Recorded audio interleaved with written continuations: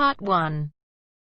You will hear a woman being interviewed by a market researcher in a health club about her membership of the club. First, you have some time to look at questions 1 to 5.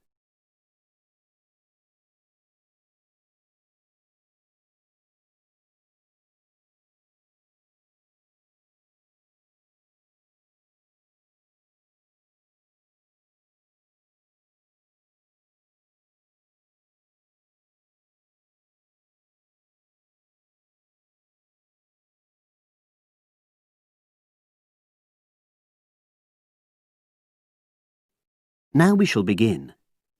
You should answer the questions as you listen, because you will not hear the recording a second time. Listen carefully and answer questions 1 to 5. Oh, excuse me. I wonder if you'd have the time to take part in some market research. What's it about? About this club and your experiences and opinions about being a member. It'll take less than 5 minutes.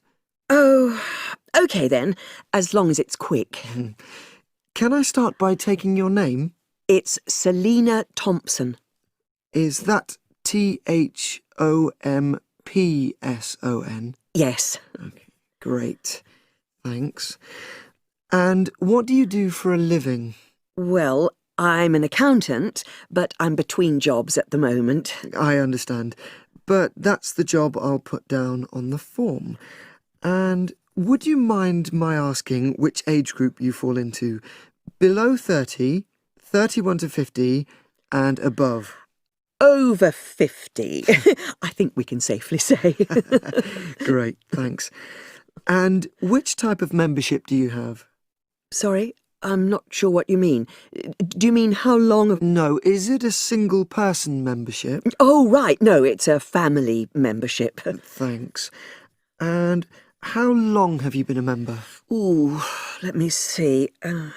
I was certainly here 5 years ago, and it was probably 2 to 3 years more than that. Shall I put down 8? Oh, I remember now. It's 9, definitely.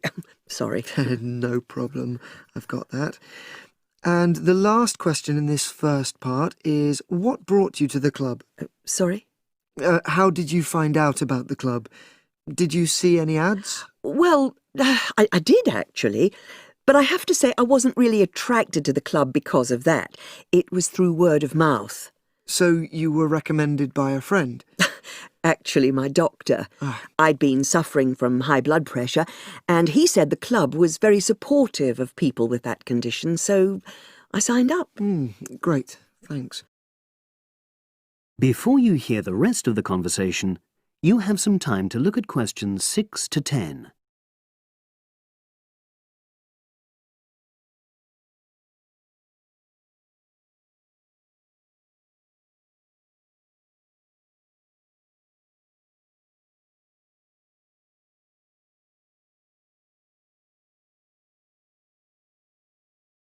Now listen and answer questions 6 to 10. Now, for the second part of the form, I want to ask a bit more about your experience of the club. Sure. How often would you say you use the club? It varies enormously, depending on how busy I am. Of course. But on average, per month? I'd say it averages out at twice a week. OK, so 8 on average. Yeah, and 4 of those are aqua aerobics classes. That leads me to the next question. Would you say the swimming pool is the facility you make most use of? Fair to say that, yep. Right, thanks. And are there any facilities you don't use? One area I realise I've never used is the tennis courts. And there's one simple reason for that. You don't play tennis? Actually, I'm not bad at it. Oh. It's that I'm not happy having to pay extra for that privilege. Oh, right. I've made a note of that. Thanks. Now, in the last section, are there any suggestions or recommendations you have for improvements to the club? Only about health and fitness? Anything at all? Well, I'd like to see more social events. Oh, It isn't just a question of getting together for games or classes, but other things, you know. yes, sure. And another thing that I was thinking, when I had my yoga class in the gym last night, we were all sweltering in the heat, was that I think they should put in, or, Air conditioning. that's exactly what I mean. The rooms are really light and well designed, but they do need proper installations. Sure. Well, I've made a note of that. Good. So, is there anything else you'd like to suggest? About quality of service, for example? Oh, everyone's very nice here. They couldn't be more friendly and helpful. Oh, but I tell you what, it's a shame the restaurant isn't open in the evening on Saturday, and Sunday as well, for that matter. Oh. So, the club should... Open it later on those days. OK. Well, thank you very much. That's all the questions I have.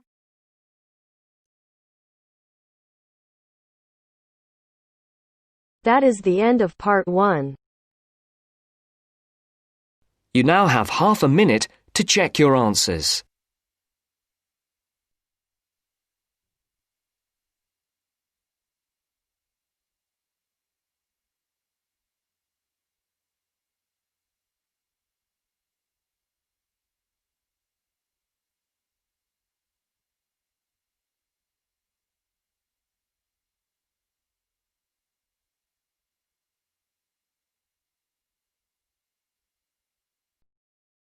Now turns to part 2.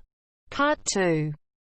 You are going to listen to two students talking about a presentation on time management. First, you have some time to look at questions 11 to 15.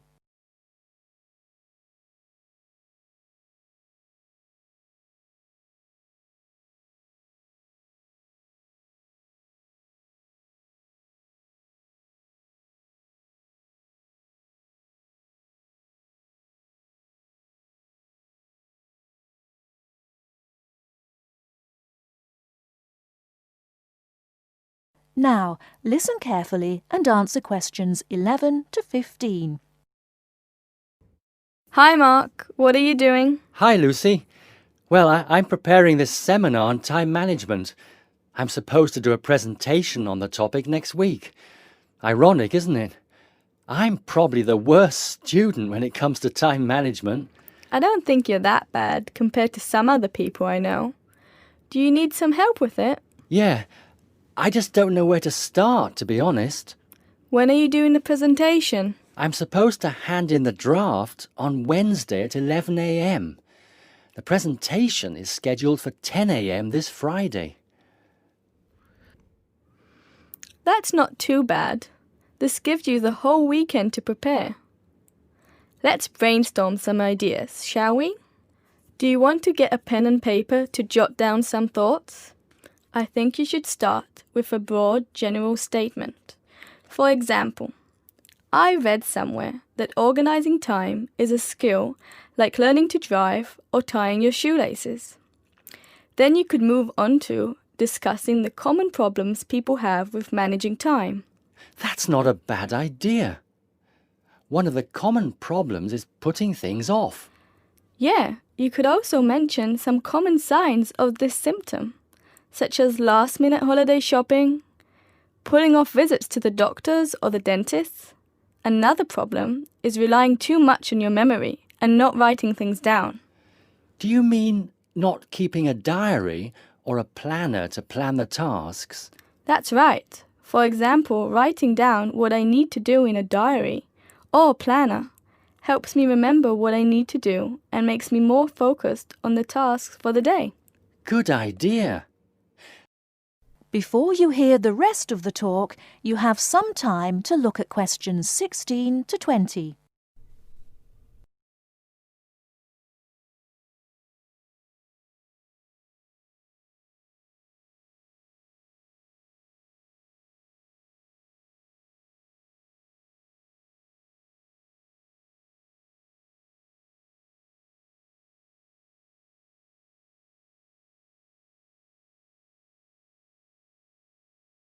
Now listen and answer questions 16 to 20. That reminds me of something I've been meaning to do for a while now. Anyway, I should also include some advice on how to deal with the problem, shouldn't I? Sure, you can talk about some ways of stopping procrastination. I guess making a to-do list can help one focus on what needs to be done. Definitely.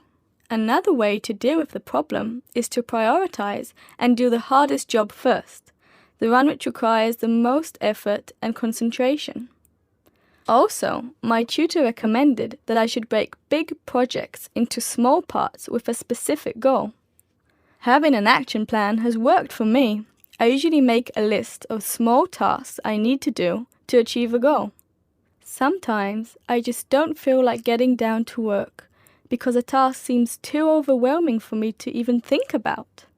This technique helps me reduce psychological pressure if I think of a project as a set of easily achievable tasks. Don't you think? I know what you mean. I often feel like that myself with the statistics project I've been doing this term. I'm well behind, and the deadline is next week. I think setting deadlines and sticking to them can help one to achieve goals. You can discuss this aspect in your presentation too. A good point.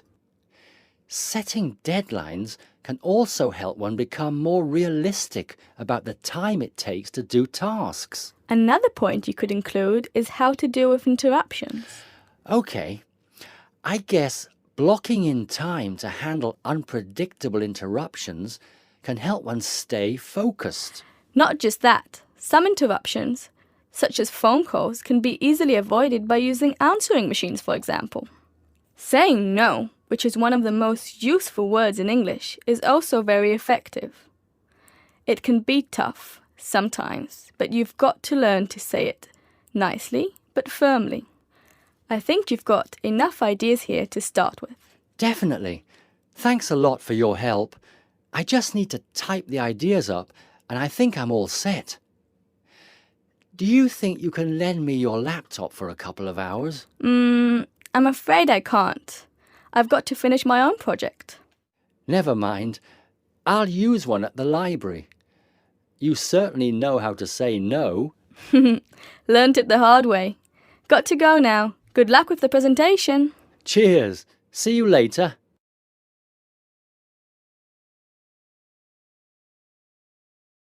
That is the end of part 2.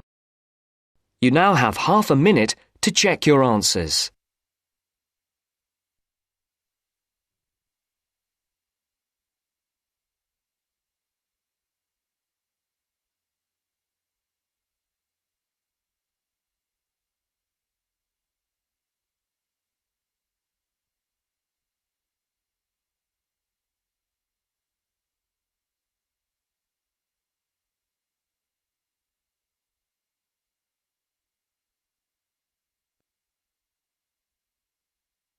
Now turns to part 3. Part 3.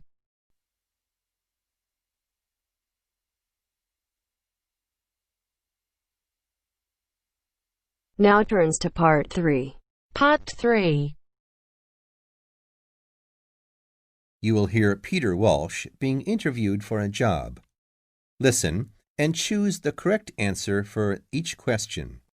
First, you have some time to look at questions 21 to 25.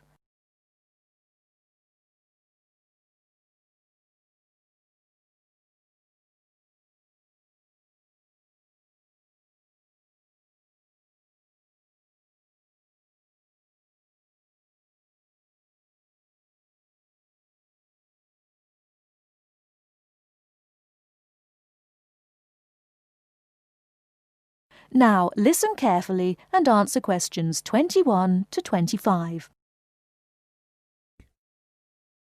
Joanne! Hi, you must be Rob. Nice to meet you. So, I hear you're planning to visit Australia.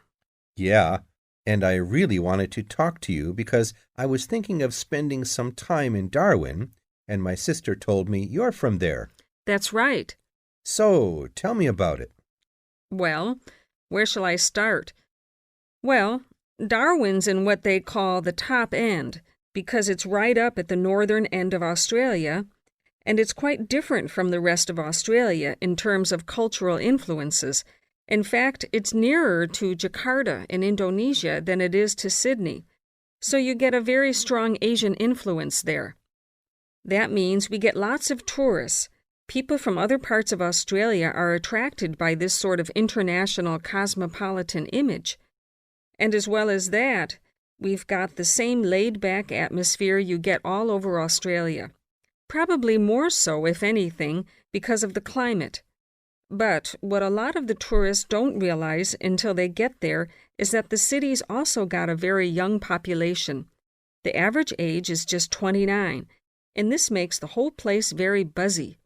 Some people think that there might not be that much going on as far as art, music, dancing, and so on are concerned, because it's so remote. I mean, we don't really get things like theater and opera in the same way as cities down in the south, like Sydney, for example, because of the transport expenses. But in fact, what happens is that we just do it ourselves. Lots of people play music, classical as well as pop, and there are things like artist groups and writers groups and dance classes. Everyone does something. We don't just sit and watch other people. You said it's very international.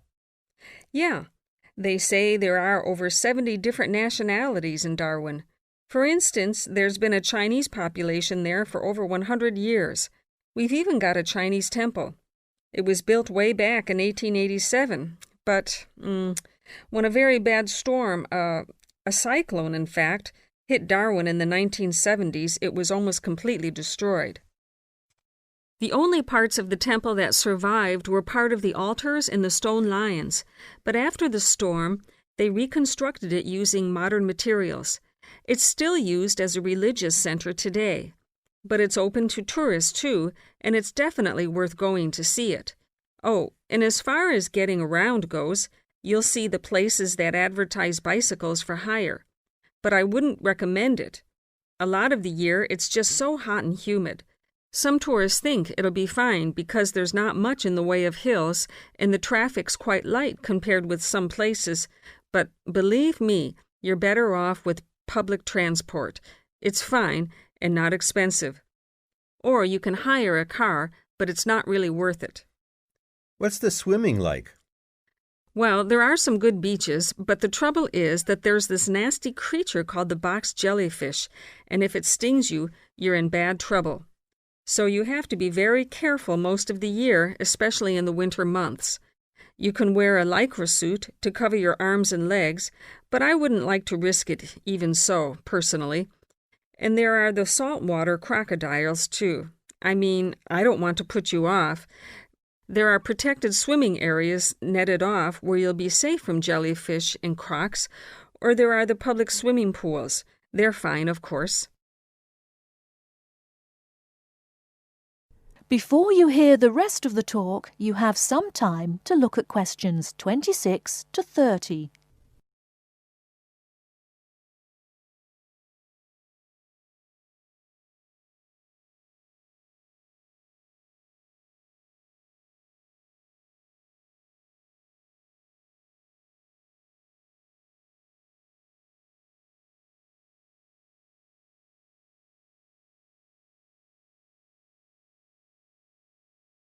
Now listen and answer questions 26 to 30.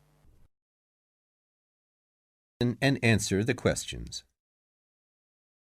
Please sit down, Mr. Walsh. My name's Jane Swain, and I'm the personnel manager. Hello, how do you do? Now, this is just a short preliminary interview.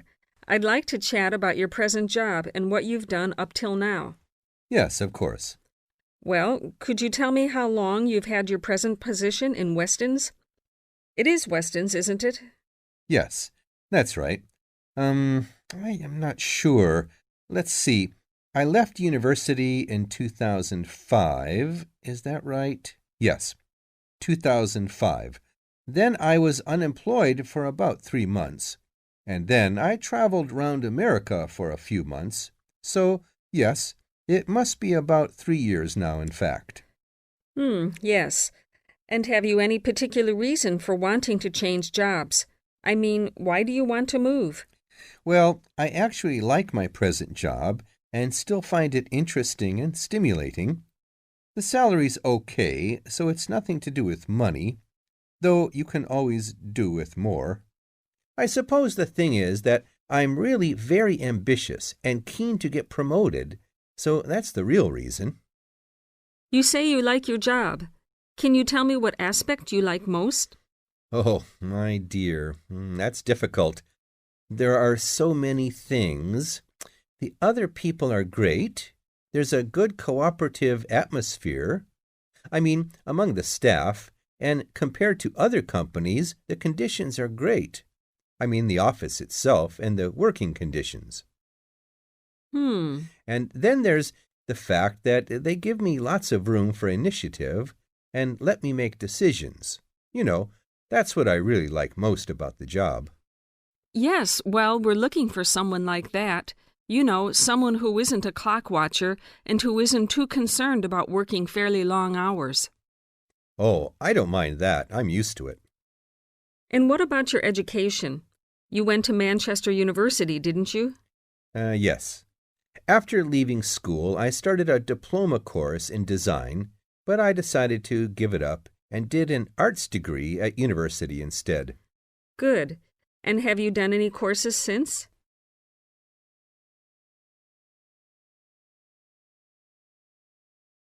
That is the end of part 3. You now have half a minute to check your answers.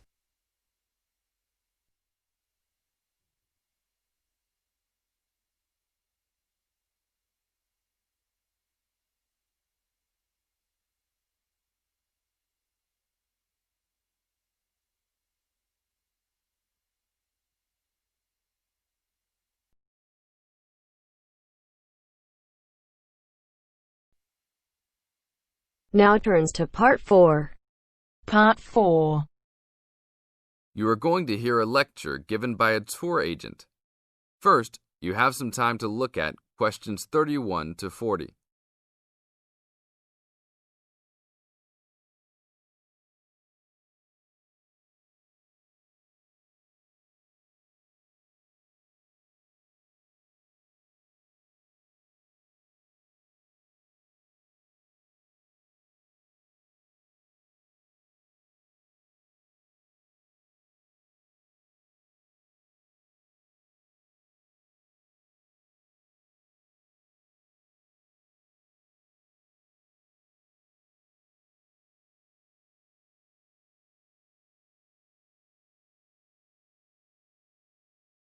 Now listen to the tape and answer questions 31 to 40. Welcome to Hawaii Tour Agency. Let me tell you a little about a special package we have going on this week. I know everybody wants to get away from the stress of work and life, so I think you should all consider a week-long vacation to the paradise of Hawaii. First off, let me tell you all a little bit about Hawaii. The Hawaiian Islands are of volcanic origin and are edged with coral reefs. Because of its volcanic origins, people often go especially to see the volcanoes. Hawaii is the largest and geologically the youngest island of the group. Oahu is the most populous and economically important. The capital of Honolulu is located on the island of Oahu, the only U.S. state in the tropics. Hawaii is sometimes called the paradise of the Pacific because of its spectacular beauty, abundant sunshine, expanses of lush green plants and beautiful colored flowers, palm trees, coral beaches with rolling white surf, and cloud-covered volcanic peaks rising to majestic heights. Some of the world's largest active and inactive volcanoes are found on Hawaii and Maui. Eruptions of the active volcanoes have provided spectacular displays, but their lava flows have occasionally caused great property damage. The lava can spill down the mountains into the settlements where people live. The most famous of these is right by Honolulu. It is called Diamond Head because from far away, the top of the volcano looks like a diamond. Vegetation is generally luxuriant throughout the islands, with giant fern forests and lush vegetation. Although many species of birds and domestic animals have been introduced on the islands, there are few wild animals other than boars and goats, and there are no snakes. The coastal waters abound with fish. More ethnic and cultural groups are represented in Hawaii than in any other state. Chinese laborers who came to work in the sugar industry were the first of the large groups of immigrants to arrive, starting in 1852, and Filipinos and Koreans were the last, after 1900. Other immigrant groups, including Portuguese, Germans, Japanese, and Puerto Ricans, came in the latter part of the 19th century.